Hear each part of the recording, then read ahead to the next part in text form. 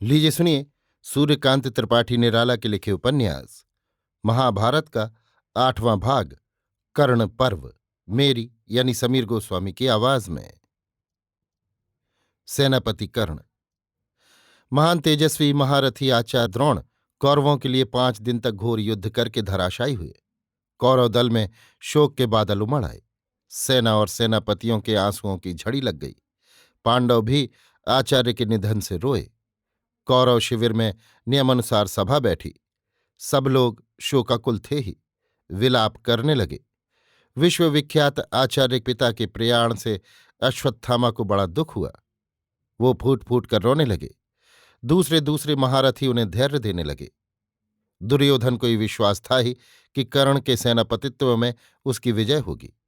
पितामह भीष्म और आचार्य द्रोण पांडवों से स्नेह करते थे।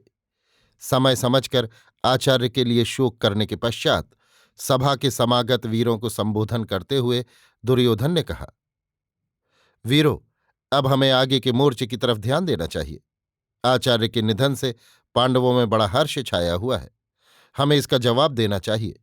इसका जवाब अर्जुन का निधन है। हमें पूर्ण विश्वास है कि इस कार्य को हमारे मित्र अंगराज महारथ कर्ण पूरा कर सकते हैं। उनके समक्ष योद्धा इस पृथ्वी मंडल में दूसरा नहीं। मेरा विचार है, अब कल से महाबल कर्ण कौरवों की सेना का सेनापतित्व करे। शल्य, कृपाचार्य और अश्वत्थामा आदि वीरों ने एक वाक्य से कर्ण का सेनापतित्व स्वीकार किया। तदनंतर कर्ण को महाराज दुर्योधन ने सेनापति के पद पर बड़े समारोह से रोचना तिलक लगाकर माला पहनाकर वरण किया। कर्ण ने नियमानुसार प्रतिज्ञा की कि वे अपने मित्र परमोदार महाराज दुर्योधन के लिए पूरी शक्ति से पांडवों पर आक्रमण करेंगे। दुर्योधन प्रसन्न चित्त से अपने शिविर को आराम करने के लिए चला। दूसरे दूसरे सभ्य महारथी भी उठे। सुबह कर्ण के सिर सेनापतित्व का मुकुट बंधा। सारी सेना आनंद से उत्फुल्ल हो उठी। सूर्य की किरणें कर्ण के मुकुट पर पड़ी। मुकुट चमक उठा। शंख बजाकर कर्ण ने सेना निवेश शुरू किया। अपनी सेना का उन्होंने मकर व्यूह बनाया। व्यूह के मुख के पास कर्ण खुद रहे। आंखों की जगह शकुनी और उलूक, सिर पर महारथ अश्वत्थामा, कमर की रक्षा का भार दुर्योधन और उनके भाइयों पर। नारायणी सेना लेकर एक तरफ कृतवर्मा, दूसरी तरफ मद्रराज शल्य और तिगर्तराज, कृपाचार्य बीच में। इस तरह व्यूह की रक्षा करते हुए वे बढ़े। कर्ण का अपूर्व व्यूह देखकर महाराज युधिष्ठिर ने अर्जुन से कहा, भाई, कर्ण बड़ा पराक्रमी योद्धा है। कर्ण से बड़े बड़े नहीं विजय पा सकते। बहुत संभल कर युद्ध करना। हमारे कष्टों का मूल भी कर्ण है। कर्ण का निपात बहुत आवश्यक है। इसी समय संसप्तकों ने अर्जुन को आकर ललकारा। अर्जुन भीम और नकुल पर धर्मराज की रक्षा का भार सौंपकर सावधान कर संसप्तकों के पीछे लगे। कर्ण पूरी शक्ति से बढ़ते हुए पांडवों के सामने आ गए। नकुल कर्ण के सामने आए और अस्त्रों के प्रहार से उनकी गति रोकी। कर्ण के तीर भादों की झड़ी की तरह चलने लगे और बात की बात में नकुल बाणों से घिर गए। इसी समय एक तीर ऐसा आया कि नकुल का सारथी घायल हो गया। फिर धनुष के भी 2 टूक हो गए। इस बीच कर्ण रथ बढ़ाकर नकुल के पास आ गए और रथ पर बढ़कर खड़े होकर धनुष का डंडा नकुल के गले में डाल दिया। चाहते तो नकुल का वध कर सकते थे, परंतु माता कुंती की प्रार्थना याद कर फिर बोले नहीं। कोई कौरव देख न ले, इस विचार से चुपचाप रथ पर बैठकर दूसरी ओर बढ़े। महावीर कर्ण की मारों से पांडव सेना के पैर उखड़ गए। सेना इधर उधर भागने लगी। भीमसेन पराक्रम से लोहा ले रहे थे, पर कर्ण की चोटों के सामने किसी की न चलती थी। अर्जुन को संसप्तकों से लड़ते देर हुई देखकर कृष्ण ने कहा, पार्थ, अभी तक तुम इन्हें परास्त नहीं कर सके। कर्ण का सामना कब करोगे? तुम्हारे सिवा पांडवों में कर्ण का मुकाबला करे ऐसा कोई नहीं। भीमसेन का सिंहनाद नहीं सुन पड़ रहा। जरूर पांडव विपत्ति में है। धर्मराज का न जाने क्या हाल है। कृष्ण की बात से अर्जुन जोश में आए और संसप्तकों पर अव्यर्थ संधान करने लगे। क्रुद्ध अर्जुन की चोटों से आंधी के आमों की तरह संसप्तकों की सेना धराशायी होने लगी। देखते देखते पृथ्वी रुंडमुंडों से पट गई। महावीर अर्जुन साक्षात इंद्र की तरह संसप्तकों से लड़ रहे थे। कुछ ही देर में बचे हुए संसप्तक जान लेकर भाग गए। कृष्ण ने पांडव सेना की ओर रथ बढ़ाया। रास्ते में दुर्योधन ने रथ की गति रोकी। उनके कई सहायक थे।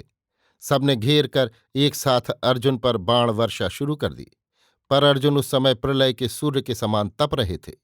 उन्होंने एक साथ दुर्योधन और उनके सहायकों का सामना किया और क्षण भर में दुर्योधन को विरथ और बाणों से विद्ध करके युद्ध में परांगमुख कर दिया। सहायक दुर्योधन को लेकर भाग गए। अब संध्या हो गई थी, इसलिए आज का युद्ध स्थगित हुआ। दोनों ओर के सेनापति अपनी अपनी सेना शिविर के लिए फेरने लगे। शल्य का सारथ्य। पिछले दिनों की तरह कौरवों के शिविर में सभा बैठी। कर्ण के युद्ध से दुर्योधन को बहुत प्रसन्नता थी। उन्होंने अपनी आंखों देखा था कर्ण पांडवों की सेना का अबाध गति से संहार कर रहे हैं। उन्हें विश्वास था कर्ण द्वारा पांडवों पर उनकी विजय होगी। उन्होंने गर्व के साथ अपने मित्र की प्रशंसा की। कर्ण ने कहा, महाराज, मैं यथाशक्ति आपके लिए युद्ध कर रहा हूं, परंतु कई असुविधाएं हैं। अर्जुन के पास युद्ध के सभी अच्छे उपकरण हैं। उनका रथ पहाड़ सा बड़ा है, उसमें अस्त्र शस्त्र बहुत अटते हैं। अर्जुन के घोड़े बहुत तेज हैं, सारथी भी कृष्ण। उनका गांडीव धनुष संसार में अद्वितीय है। उनका तूणीर अक्षय है। उनके अस्त्र दिव्य हैं ही। ऐसी अनेक सुविधाएं अर्जुन को प्राप्त हैं। हमारे पास इनका एक अंग भी पूरा नहीं, फिर भी हमें एक अच्छे सारथी की आवश्यकता है। सुना है महाराज शल्य इस विद्या में सिद्धहस्त हैं। यदि आप उन्हें मेरा रथ चलाने की आज्ञा करें तो युद्ध में आशानुरूप फल हो सकता है। कर्ण की बात सुनकर दुर्योधन बहुत प्रसन्न हुए और मद्रराज से कहा, मामा, हमारे संकट के समय आप सहायता दीजिए। आप कर्ण का सारथ्य स्वीकार कीजिए। शल्य ने कहा, वत्स दुर्योधन, हमें तुम गधे पर चढ़ाओगे तो तुम्हारे लिए हम गधे पर चढ़ने को भी तैयार हैं। लेकिन एक बात है, उसे मेरा दोष ही समझो। मेरी जबान मेरे वश में नहीं रहती। महारथ कर्ण मेरी बात से नाराज होकर कहीं आत्महत्या न कर बैठे, यही मुझे भय है। सभा हंसने लगी। दुर्योधन और कर्ण झेंपे। शल्य एकटक कर्ण को देखते रहे। संभल कर दुर्योधन ने कहा, कहने के लिए आप जो चाहें कह सकते हैं। आप मामा हैं, अंगराज कर्ण ये जानते हैं। शल्य ने कर्ण का सारथ्य स्वीकार कर लिया। प्रातःकाल महारथी कर्ण के रथ पर सारथी शल्य को देखकर कौरव हर्ष से जय जयकार करने लगे। कर्ण ने कहा, शल्य, आज तुम मेरा समर देखोगे। शल्य ने कहा, अभी ही देख रहा हूं, जबकि रथ दक्षिण की ओर जा रहा है। कर्ण ने कहा, जब आ पड़ती है तब शुभ और अशुभ रखा रह जाता है। शल्य, आज निश्चित रूप से हमारी विजय होगी। शल्य ने उत्तर दिया, हंस और कौवे वाली होगी। ये कथा कर्ण की सुनी न थी। उन्होंने पूछा, हंस और कौवे वाली क्या? शल्य ने कहा, हंस समुद्र के पार उड़कर मोती चुगने जाते थे, चुगकर फिर उड़कर इस पार लौट आते थे। इस पार हंसों के घोंसले के पास एक डाल पर एक कौवा रहता था। उसने हंसों से पूछा, भाई तुम लोग कहाँ जाते हो? हंसों ने कहा, हम सागर के उस पार जाते हैं, वहां मोती चुगते हैं, फिर लौट आते हैं। कौवे ने कहा, आज हमें भी ले चलो। हंसों ने कहा, तुम उड़ ना पाओगे, बहुत दूर जाना है। कौवे ने कहा, हाँ, मैं सबको उड़ा ले चलूंगा। एक हंस ने कहा, चलो, अपना क्या बिगड़ता है। अस्तु, कौवा साथ उड़ा। एक पहर उड़ने के बाद वो थका, पंख ढीले पड़े तो पुकार कर कहा, भाइयों बचाओ, नहीं तो गिरकर डूबता हूं। हंसों ने कहा, पहले तुम्हें मना किया था तब नहीं माने। यहां बैठकर आराम करने को वृक्षलता थोड़े ही है। एक हंस ने कहा, डूबने दो। दूसरे ने कहा, नहीं, बचाओ इसे, आज की चुगाई ना सही। सब हंस इकट्ठे हुए और एक एक करके कुल हंस कौवे को पीठ पर चढ़ाए उड़ते हुए इस पार आने लगे। बहुत मुश्किल से पार आए, लेकिन कौवे की जान बचा ली। उस दिन फिर समुद्र पार जाना नहीं हुआ। कौवे को डाल पर बैठाकर उस दिन सब वैसे ही रह गए। कथा सुनकर कर्ण को बड़ा क्रोध आया, पर शल्य पहले ही कह चुके थे, इसलिए कुछ बोले नहीं। सामने पांडवों की सेना खड़ी ललकार रही थी। कर्ण ने कहा, शल्य, आज तुम सही सही युद्ध देखोगे। पांडवों की इतनी विशाल सेना मैं बात की बात में विडार दूंगा। आज अर्जुन के बड़े भाग होंगे, तभी वो बचेंगे। तुम देखोगे, मैं जो कुछ कहता हूं करता हूं। शल्य ने कहा, आज तक देखता रहा, पहले सुन चुका हूं। तुम जितना कहते हो मुश्किल से उसका 10वां हिस्सा कर पाते हो। कर्ण, इन प्यादों को तुम भले ही मार लो, पर अर्जुन का मुकाबला होने पर तुम जरूर मुझसे रथ भगा ले चलने के लिए कहोगे। अपने सिर पर तो कलंक का टीका लगाओगे ही, मुझे भी बदनाम करोगे। इसी समय पांडव पक्ष के अर्जुन सामने आए। युधिष्ठिर ने उन्हें देखकर सरल स्नेह स्वर से कहा, भाई, कर्ण ने आज बड़े विकट व्यूह की योजना की है। कर्ण को देखकर मुझे न जाने क्यों भय होता है। बहुत जल्द तुम कर्ण का विनाश करो। धर्मराज को प्रणाम कर अर्जुन आगे बढ़े। नंदी घोष रथ को बढ़ता हुआ देखकर शल्य ने कर्ण से कहा, देखो कर्ण, महारथ अर्जुन तुम्हारे सामने आ रहे हैं। कर्ण ने कहा, शल्य मैं तैयार हूं, लेकिन वो देखो, हमारी सेना का व्यूह भेद कर अर्जुन का रथ निकल नहीं पा रहा है। कहकर कर्ण हंसे, बोले, अब पहर भर की छुट्टी है। अर्जुन को मालूम हो गया होगा कि व्यूह इस तरह बनाया जाता है। मैंने अर्जुन की गतिविधि देखकर ऐसी जगह संसप्तकों को रखा है कि अर्जुन समझेंगे। कहते कहते कर्ण की दृष्टि दूसरी तरफ गई। महावीर भीमसेन आज अग्रणी थे। उनकी चोटों से कौरवों की सेना विकल थी। कितने ही शूर और सामंत प्राण दे चुके थे। कर्ण ने शल्य से भीम का सामना करने के लिए कहा। शल्य वायु वेग से रथ भीम के पास ले गए। कर्ण ने ललकार कर कहा, क्या छिप छिप कर सेना का संहार कर रहे हो? आज तुम्हें युद्ध कौशल सिखाता हूं। कहकर भीम पर कई तेज तीर मारे। भीम ने शीघ्रता से कर्ण के तीर काट दिए और एक बाण धनुष पर चढ़ाकर कानों तक धनुष खींचकर कर्ण पर छोड़ा। भीम का आज का लक्ष्य अव्यर्थ था और पौरुष अपराजेय। तीर पहाड़ को फोड़ने वाला था। कर्ण ने काटने की भरसक कोशिश की, लेकिन कुछ फल न हुआ।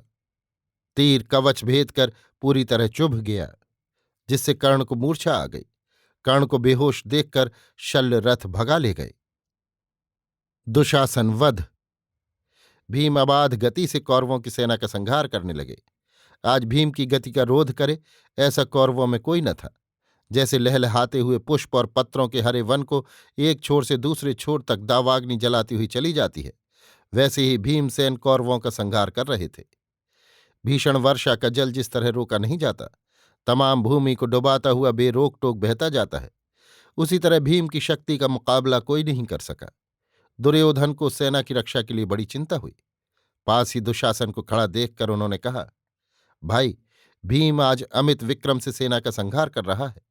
तुम भीम की गति रोको और उसका प्राणांत कर मुझे संतोष दो। दुर्योधन की आज्ञा शिरोधार्य कर दुशासन भीम के सामने आए और ललकार कर बोले, भीम, कायर की तरह क्या सेना का नाश कर रहे हो? आ जाओ, हमारा तुम्हारा फैसला हो जाए। ये कहकर दुशासन गदा लेकर मैदान में कूद कर आ गए। उन्हें देखकर भीम ने भी गदा संभाली और हंसकर कहा, अंध पिता के अंध पुत्र, तुम्हारी खोज में मैं बहुत दिनों से था। बराबर तुम अपने रक्षकों से बचते रहे। आज तुम्हारा अंतिम समय आ गया है। तैयार हो जाओ। दोनों मतवाले हाथी की तरह भिड़ गए। दुशासन और भीम का गदा युद्ध देखने लायक हुआ। तमाम सेना दोनों वीरों के दांव पेच देखने लगी। दुशासन फुर्त थे, कई वार भीम पर किए, परंतु महाबली भीम ने उनके कुल वार रोके। मंडलाकार घूमते, वार करते, बचाते, झेलते काफी देर हो गई। दोनों एक दूसरे के प्राण लेने पर तुले थे। दोनों कुछ कुछ थक आए। इसी समय भीम को अपनी प्रतिज्ञा याद आई। वो पूरी शक्ति से दुशासन पर प्रहार करने लगे। दुशासन थक गए थे, प्रहार झेलते झेलते बेदम हो गए। इसी समय भीम ने उनके सिर पर गदा मारी। दुशासन ने वार बचाया, पर हाथ ढीले पड़ गए। वार नहीं झिला। सिर पर चोट आई। वो वहीं बेहोश होकर गिर गए। उनके गिरते ही कौरवों में हाहाकार मच गया। भीम गिरे हुए दुशासन के पास पहुंचे और उनकी छाती फाड़कर उनका खून पीने लगे। भीम का ये कृत्य और भयंकर मूर्ति देखकर कौरवों की सेना डरकर भागने लगी। भीम का रूप उस समय राक्षस जैसा डरावना हो रहा था। दुशासन का रुधिर पान कर भीम मत्त होकर विचरण करने लगे। उनके सामने से सेना भय खाकर भागने लगी। युधिष्ठिर का भागना। इसी समय कर्ण की मूर्छा टूटी। उन्हें मालूम हुआ कि भीम ने दुशासन का वध किया। सुनकर बड़ा क्रोध हुआ। अभी तक संध्या नहीं हुई थी। वो रथ पर बैठकर फिर मैदान में आए। उन्हें देखकर कौरवों की जान में जान आई। अपने सेनापति के साथ पांडवों पर टूटे। अर्जुन अभी तक संसप्तकों से निपट नहीं सके थे। उनका पूरा पूरा विनाश करने पर तुले थे कि कर्ण ने रथ बढ़ाकर युधिष्ठिर को आ घेरा। नकुल कुछ देर लड़े, पर कर्ण ने उन्हें बात की बात में घायल कर दिया। फिर युधिष्ठिर से लड़ने लगे। कर्ण के मुकाबले के लिए पांडवों में अर्जुन के सिवा दूसरा वीर न था। युधिष्ठिर कुछ देर तो लड़े, पर बाद को विवश हो गए। कर्ण की तेज चोटों से उनका शरीर जर्जर हो गया। सारथी पकड़े जाने के भय से उनका रथ भगा ले गया। कर्ण अप्रतिभ वेग से पांडवों की सेना का संहार कर रहे थे। अर्जुन अब तक संसप्तकों से लड़ रहे थे। उनका संहार कर वो अपनी सेना को देखने के लिए बढ़े। उन्हें ये भी याद आया कि कहीं धर्मराज पकड़ न लिए गए हों। सेना में आने पर उन्हें मालूम हुआ कर्ण ने युद्ध में युधिष्ठिर का बड़ा अपमान किया है, उन्हें तीरों से जर्जर कर दिया है। अब तक वो पकड़ भी लिए गए होते, लेकिन सारथी रथ भगाकर उन्हें शिविर में ले गया है। ये खबर मिलने पर अर्जुन को धैर्य हुआ। उन्होंने कृष्ण से कहा, सखा, पहले मैं धर्मराज को देखना चाहता हूं। उनकी हालत समझकर कर्ण से समर करूंगा। कृष्ण शिविर की ओर रथ ले गए। नंदी घोष रथ पांडव शिविर की ओर बढ़ा। महाराज युधिष्ठिर बिस्तर पर पड़े कराह रहे थे। कर्ण के प्रहारों से अंग अंग जर्जर हो गया था। कृष्ण और अर्जुन सशंकित से शिविर के भीतर गए। देखा, राजवैद्य बैठे हुए धर्मराज युधिष्ठिर की मरहम पट्टी कर रहे हैं। युधिष्ठिर पीड़ा से छटपटा रहे हैं। कृष्ण और अर्जुन ने धर्मराज युधिष्ठिर को प्रणाम किया। इन्हें देखकर दर्द से भरे रुंधे कंठ से युधिष्ठिर ने पूछा, कृष्ण, अर्जुन, तुम लोग सकुशल तो लौटे? हमें बड़ा हर्ष है कि बिना एक तीर चुभे तुमने कर्ण का संहार किया। सेना विपत्ति से बच गई। कर्ण बड़ा निर्दय और क्रूर था। वो सदा कौरवों के आगे रहता था और पांडवों की सेना का विनाश करता था। हमारी जो दुर्दशा भीष्म, द्रोण, कृप और अश्वत्थामा से नहीं हुई, वो आज कर्ण ने की। हम केवल मृत्यु के घर से लौटे हैं, यहां भाग कर प्राण बचाकर आए हैं। युधिष्ठिर की बातें अर्जुन को बहुत ही अपमानजनक मालूम दी। उन्होंने म्यान से तलवार खींच ली। देखकर घबराकर कृष्ण ने अर्जुन का हाथ पकड़ लिया, कहा, पार्थ, ये बहुत बड़ा अनर्थ है। तुम्हारी विचार शक्ति जाती रही, ये बड़े दुख की बात है। तुम धर्मराज पर हाथ उठा रहे हो। इस तरह तुम्हारी पुण्य शक्ति क्षीण हो जाएगी। फिर शत्रु पर तुम विजय न प्राप्त कर सकोगे। माधव, अर्जुन ने कहा, हम क्षत्रिय हैं। हमारे अस्त्र को धिक्कार देने पर हम नहीं बर्दाश्त कर सकते। हमारा कसूर कुछ होता तो कोई बात न थी। तुम्हें अच्छी तरह मालूम है, यहां आने का मतलब केवल धर्मराज को देखना था। इस हित में धर्मराज का ये अहित वचन किस तरह सहे हो? भाई, कृष्ण ने कहा, धर्मराज की भर्त्सना में भी स्नेह था। तुमने ख्याल नहीं किया। उन्हें कर्ण से युद्ध करते सख्त चोट पहुंची है, इसीलिए ऐसी बातें तुम्हें कहीं। तुम्हारे जैसे वीर भाई के रहते उनकी ये दशा हो, उन्हें दुख पहुंचे, ये उन्हें वांछनीय नहीं। और ये किसी प्रकार की भर्त्सना नहीं, बल्कि अकृत्रिम स्नेह है। अर्जुन को बिगड़ा हुआ देखकर युधिष्ठिर ने कहा, मैं कायर हूं जो समर क्षेत्र से भाग आया। मैं हतभाग्य हूं जो मेरे कारण मेरे परिवार को दुख पहुंचा। मैं अधार्मिक हूं क्योंकि मेरे ही कारण मेरे कुल कुटुंबियों का नाश हुआ। अर्जुन, तुम वीर हो, पुरुषार्थी हो, तुम्हारा सभी साथ देते हैं।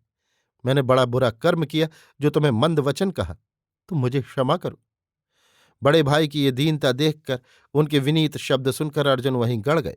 दुखी होकर बोले, महाराज, मैंने बड़ा भारी अपराध किया है, मुझे क्षमा करें। अब मैं प्रतिज्ञा करता हूं, आपको दुसह कष्ट पहुंचाने वाले कर्ण का आज संहार किए बिना आपको मुंह नहीं दिखाऊंगा। ये कहकर क्षमाशील युधिष्ठिर की पदधूलि सिर पर धारण कर अर्जुन वहां से विदा हुए। कर्णवध। घनघोर लड़ाई हो रही थी, फिर भी समय था। दुशासन के वध की अर्जुन को खबर मिली। वो उग्र रूप से लड़ते हुए भीम से मिले, उनके चरण छुए। अब आज सीधे कर्ण का सामना था। दोनों सेनाएं पूरे उत्साह से, अपनी अपनी विजय की आशा से, अपने अपने मुकाबले के योद्धा से भिड़ी थीं। कर्ण और अर्जुन भी निश्चिंत होकर एक दूसरे के सामने आए। युद्ध का श्री गणेश होते ही कुछ क्षण बाद कर्ण ने अर्जुन के गांडीव का गुण काट दिया। गुण के कटते ही तीर निक्षेप असंभव हो गया। साथ ही कर्ण में जो एक गुण और था, वो अविराम शरवर्षा कर सकते थे, उसकी सार्थकता हो गई। जब तक अर्जुन दूसरा गुण चढ़ाते रहे, कर्ण ने शरों से उन्हें जर्जर कर दिया। पांडव दल के दूसरे योद्धाओं ने कर्ण के चलाए तीर काटने की कोशिशें की, पर वे व्यर्थ गईं। कृष्ण और अर्जुन दोनों बुरी तरह घायल हुए। उनके बदन से खून के फव्वारे छूटने लगे। देखकर कौरवों को बड़ा हर्ष हुआ। सेना कर्ण का बार बार जयनाद करने लगी। धैर्य से अर्जुन ने गुण चढ़ा लिया और उल्टे कर्ण की दशा शोचनीय कर दी। तीरों से पृथ्वी, अंतरिक्ष और कर्ण के रथ के सभी पार्श्व छा दिए। कर्ण का धनुष टूटा और कई चोटें लगी। शल्य भी जर्जर हो गए। अर्जुन और कर्ण का अद्भुत युद्ध दोनों सेनाएं खड़ी एक निगाह से देख रही थी। पांडव सेना पूरे उत्साह से अर्जुन की जयध्वनि करने लगी। कर्ण को क्रोध आ गया। उन्होंने तत्काल दूसरा धनुष लेकर आग्नेय अस्त्र छोड़ा। अस्त्र की आग से अर्जुन के तमाम शर जलकर बेकार हो गए। आग पांडव सेना की ओर बढ़ने लगी। देखकर अर्जुन ने वरुण अस्त्र छोड़ा। शर के छूटने के साथ आकाश में बादल घुमड़ने लगे और वर्षा होने लगी। कर्ण ने वायव्य अस्त्र छोड़ा, जिससे तमाम बादल हवा से कट छट गए और आसमान बिल्कुल साफ हो गया। अर्जुन ने आंधी उठी हुई देखकर नागास्त्र छोड़ा। देखते देखते आकाश में लाखों नाग लहराने लगे और सांसों में कुल हवा भर ली। नागास्त्र से कौरव दल को विचलित हुआ देखकर कर्ण ने गरुड़ास्त्र छोड़ा। अस्त्र आकाश में छुटते ही उसमें हजारों लाखों गरुण पैदा हो गए और कुछ क्षण में सांपों को पकड़ पकड़ कर खा गए। कर्ण के इस अस्त्र की काट नारायणास्त्र अर्जुन के पास था, लेकिन ये अस्त्र मनुष्य युद्ध में वर्जित था। इसलिए अर्जुन सिर झुकाकर गरुणास्त्र का प्रभाव रहने तक चुप रहे। इससे पांडवों की कुछ सेना का नाश हुआ। कौरव कर्ण की जय बोलने लगे। अर्जुन धैर्य के साथ साधारण अस्त्रों से लड़ते रहे। वो चाहते तो दिव्य अस्त्र छोड़कर उसी समय कर्ण के साथ कौरव सेना को भस्म कर सकते थे, परंतु उन्होंने ऐसा नहीं किया। वो मानवीय युद्ध से ही कर्ण को जीतना चाहते थे। पल पल में अर्जुन के तीर निशाने पर अव्यर्थ बैठने लगे। देखते देखते अर्जुन का हाथ तेज से और तेज होता गया। फिर दाएं बाएं दोनों हाथों से एक एक के थकने पर अर्जुन तीर चलाने लगे और कर्ण को घायल कर दिया। कौरवों की सेना का भी नाश किया। देखने वाले अनिमेष दृष्टि से अर्जुन की वो क्षिप्रता देखते रहे। कर्ण को मदद करने वाली सेना का प्रायः नाश हो गया। देखकर कर्ण विचलित हो गए। अधीर होकर उन्होंने अर्जुन पर छोड़ने के लिए दिव्य शक्ति निकाली। शर को देखते ही शल्य डरे। कहा, कर्ण, इससे अर्जुन का नाश न होगा, कोई और अच्छा तीर निकालो। कर्ण ने कहा, पहला तीर हाथ में रहते कर्ण दूसरा तीर नहीं चलाता, कहकर तीर छोड़ दिया। बाण के छूटते ही कृष्ण समझ गए। उन्होंने घोड़ों को घुटनों के बल बैठा दिया। इस तरह अर्जुन का सिर झुक गया। तीर अर्जुन के गले में न लगकर इंद्र के दिए किरीट पर लगा, जिससे किरीट कट गया। अर्जुन बच गए। उत्तरोत्तर कर्ण और अर्जुन युद्ध में प्रबल पड़ते गए। अब तक सैकड़ों उपाय दोनों ने एक दूसरे को मारने के किए, पर कोई सफल नहीं हुआ। कर्ण और अर्जुन का ये युद्ध देखकर देवता भी दंग रह गए। तीरों की ऐसी लड़ाई अब तक किसी ने नहीं देखी थी। अर्जुन अब तक पहले की तरह धीर अविचलित थे। यद्यपि वो शरचालन में बड़ी ही फुर्ती से काम ले रहे थे, फिर भी उनमें थकान या चंचलता न आई थी। कर्ण अधीर हो गए थे। उनकी अधीरता बढ़ रही थी ज्यों ज्यों अर्जुन के हाथ तेज हो रहे थे। इस समय कर्ण परशुराम की सिखलाई शस्त्र विद्या एक तरह से भूल से रहे थे। ज्यों ज्यों दाव पैंच याद नहीं आ रहे थे, चिढ़ बढ़ रही थी। इसी समय एक दुर्घटना हुई। कीच में कर्ण के रथ का पहिया धंस गया। रथ की गति अचल हुई देख कर्ण बहुत व्याकुल हुए। उन्होंने पुकार कर कहा, हे अर्जुन, धर्मयुद्ध के अनुसार तुम्हें इस समय कुछ देर के लिए रुक जाना चाहिए। मेरे रथ का पहिया कीच में धंस गया है, उसे निकाल लूं, कुछ देर दया करो। अर्जुन ने कहा, कर्ण, धर्मयुद्ध का ज्ञान तुम्हें तब नहीं हुआ जब अभिमन्यु अकेला 7 रथियों से लड़ रहा था। सूतपुत्र, अब जब अपने सिर पर आ पड़ी तब धर्म का ज्ञान हुआ है। विराट के यहां जब गोधन चुराकर चले थे, तब जिन गौओं के खुरों में रोग था, वे गायें बैठ बैठ जाती थीं। उन्हें कितने धर्म ज्ञान से तुम पीट पीट कर उठाते और भगाते थे। तुम्हें सम्मुख समर में शत्रु से दया की भीख मांगते, धर्म का ज्ञान देते लज्जा नहीं लगती। कर्ण समझ गए कि प्रार्थना व्यर्थ है। वो रथ से कूद पड़े और एक तीर ऐसा मारा कि वो अर्जुन का वर्म भेद कर छाती में चुभ गया। अर्जुन कुछ देर के लिए संज्ञाहीन से हो गए। इसी अवसर पर कर्ण पहिया निकालने लगे। पहिया निकालते हुए वे पैर से धनुष पकड़कर तीर चलाते थे और एक हाथ से पहिया निकाल रहे थे। पहिया इतना धंस गया था कि एक हाथ से निकल नहीं रहा था। अर्जुन को निष्क्रिय देखकर, समय समझकर कर्ण दोनों हाथों से पहिया निकालने लगे। इसी समय अर्जुन प्रकृतिस्थ हुए। कर्ण को निशस्त्र देखकर उन्होंने उन पर तीर नहीं छोड़ा। देखकर कृष्ण ने कहा, पार्थ, यही समय है, कर्ण का वध करो। यदि पहिया निकालकर वो रथ पर बैठ गए तो महारथ कर्ण का तुम कदापि वध नहीं कर सकोगे। कृष्ण के कहने के साथ अर्जुन ने एक तीर कर्ण को मारा। तीर कर्ण के ऐसा लगा कि उनका सिर धड़ से विलग हो गया। कर्ण काम आ गए। देखकर कौरव सेना हाहाकार करने लगी। पांडवों के हर्ष का बारा पार न रहा। भीमसेन ये अद्भुत युद्ध देख रहे थे। वो दौड़कर अर्जुन के रथ पर चढ़ गए और बड़े स्नेह से उन्हें गले लगा लिया। संजय ने धृतराष्ट्र से कहा, महाराज, आज वीरवर कर्ण रथ का पहिया निकालते हुए अर्जुन के तीर से काम आ गए। उनका तेज निकलकर सूर्य में समा गया। धृतराष्ट्र महारथ कर्ण का वध हुआ सुनकर वहीं मूर्छित हो गए। दुर्योधन के शोक का अंत न था। कर्ण ही उनके अंतरंग मित्र थे। सूर्य अस्त हो चुका था। लड़ाई बंद हो गई थी।